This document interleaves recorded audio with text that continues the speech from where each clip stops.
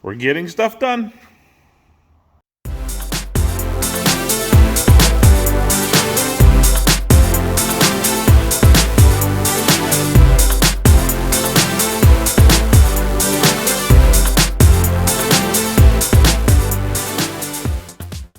Welcome back to the channel. First off, I'm going to apologize for such a long wait in between videos. But even though there's quite a bit getting done, for the most part, it's pretty boring stuff, and it's really monotonous and the same thing over and over. But as you can see, the electrical panel is complete with all breakers. I have finished all my light switches, all my plugs. Welder is working. Vapor barrier is up on the ceiling, and we have some new lights. So I'm going to give you just a quick rundown of where we're at here and what I've done over the last few weeks. The installation you see here, and also along the line of the main wires coming to the garage and going through the ceiling, is just the leftover insulation that was used when we did this California corner that was put in originally when we did the sheathing on the outside of the wall, because behind here is a 6-inch by 5.5-inch gap, and this is the only hole that was left, making this door so close. So we ended up putting that insulation in when we put the outside sheathing on, and this is just what was left over. So after that, the lights were completed, including my outside light, which is on a photocell. That is a 6,000 lume 5K light that is on a photocell, and it stays on permanently. But I can shut it off in here because it is quite bright if I really need to. After I end up getting the lights working, needed something better than the standard bulbs that you buy at Home Hardware. Now, when I installed my light outside there, I decided not to go with the cheap Chinese one. I've used Chinese lights for years, and really in the end, they're not worth the money, even though you're saving. So inside the shop here, I want to go with something nice and bright.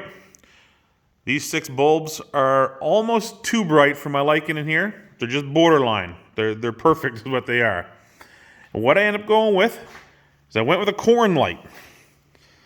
And this is what a corn light looks like. These fit, there's just a cap here, but these fit in a standard socket. They have 2 types of LED bulbs on the side. One is 6,000K, and the other is 5,000K. And on the end here, it can actually be adjusted as well too, changing the 5,000K setting. Now these do burn a little warm. You don't want to have them enclosed. They need to be open, hanging in an open area. But they are bright, and they are awesome. So these are max 5,000K at 3,000 looms. I originally thought about putting 6,000 lume lights in here, and really I'm glad I didn't. And mostly because I'm used to the cheap Amazon Chinese ones. But these lights are honestly twice as bright as those non-registered LEDs you get on Amazon. And what I mean by non-registered is none of those lights are CSA approved or even factory checked or anything. You know, these are still made in China, but they are registered, they are CSA approved, and they are quality checked to make sure they are putting out the looms that they claim. And for the most part, I think they're spot on. So after the lights are done, I end up putting the vapor barrier on the ceiling. This 6mm poly. It was a bit of a chore getting it up there, but in the end, worked out good. It's fairly tight. This is my ventilation hole. I still run the propane heater. Just having this vapor barrier on the ceiling has made it unbelievably warm when I have this 50,000 BTU heater cranking. Now, I haven't cracked the door yet, but I do run CO2 detectors and smoke detectors in here just to make sure that I'm not building up any gas. And so far, I've had I think a 4-hour run has been the longest, and I haven't even had the warning beeper go off yet. And when I crawl up on a ladder, I got good ventilation pulling through that hole. So for the time being, I have no worries. But that is the ceiling sealed in. Seams are taped. And now I'll be able to put my sheathing on the ceiling. And also making it much easier is having all my plugs now installed and all working, including my welder, which I've actually ran. Used it for a couple jobs. And my compressor over there.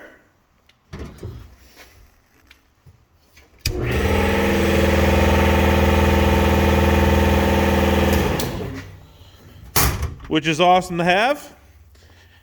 And it is hardwired to the shop itself. I end up doing this a little bit different, mainly because when I got this compressor, it was hardwired. Each time I moved it around, it was hardwired. And it just makes it that much easier having this smaller 20 amp wire, 220, to work inside that box. So it's gotten a little darker here, and you can see my outside light on. But another thing you might notice is all my fascia is now complete as well too. All metal work around the top is done. I've got the fascia put in around the garage door.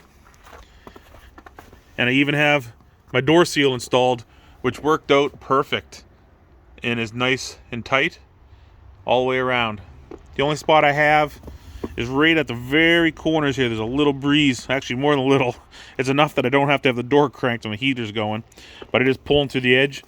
There's not really much I can do about that. It's just kind of the nature of the beast and the way that the seal overlaps with the bottom gasket of the door. But I will try to figure something out. Once it's drier and warmer outside coming here into the spring, I'll try to figure something out to fix that a little better. Now I did manage to get myself a little whiteboard here. And this is my things to do list before I can have a party, bask in a job well done, and start building that car again. So I've been able to mark a couple things off, but this kind of just keeps things in my mind of what I need done before it's finished. The next thing I'm going to be doing here is going to be insulation on the walls. So I'm going to run the bat insulation on the walls and run the poly before I go any further with the ceiling or anything. Now, on TikTok, if any of you guys follow on that, I do have daily updates there. It's a little easier. They're anywhere from 20 seconds to a couple minutes long. Nothing major. But it's kind of the mundane parts of this video that are not really worthwhile or easy to make a YouTube video. Now, I guess you're kind of wondering what is going on over here. Well, if you do follow me on TikTok, or if you jump over there and take a quick look, this is my donation board. The people that you see on here have donated money to my PayPal account so that I can work on my shop here. They follow daily and they submit their picture or whatever they want on their squares. Each square is $5. You want 4, that's the maximum. That's $20. Or if you're feeling generous, you can pay as much as you want for a square or a set of 4. So these names here, these are the TikTok names of the people that jumped on board. This guy here just goes by Naki. C Kappas 007. I gotta look at that face every day I come into my garage. But these guys are generous enough to donate some money, help the cause here. So I don't mind looking at them every day. Now I do know the following on my YouTube channel here is quite small. We're just under 500. And on TikTok we're hitting about, we should be hitting 7,000 here real soon. And the views, the likes, and the comments are great. But if this is something you want to do, you want to advertise in my garage, this whole wall up top here is going to be full. If you got a banner or something, I am more than willing to hang it up. Give me a little message. we'll connect on an email or on a messenger, and we'll chat about it. But really, that's all I got for now. Probably be checking back in a couple weeks. Hopefully have another video of you for you this is all nicely insulated, getting even warmer in here. I appreciate you guys still sticking around and staying subscribed to the channel, even though the videos are getting a little far and few between. But once this garage is built, I'll be diving hard on that 64 Chrysler, which so many people have been asking about. So as always, thumbs up is greatly appreciated. Thanks for sticking around. I hope to bring you some exciting content here real soon. And I hope you guys have a great week. Catch you later.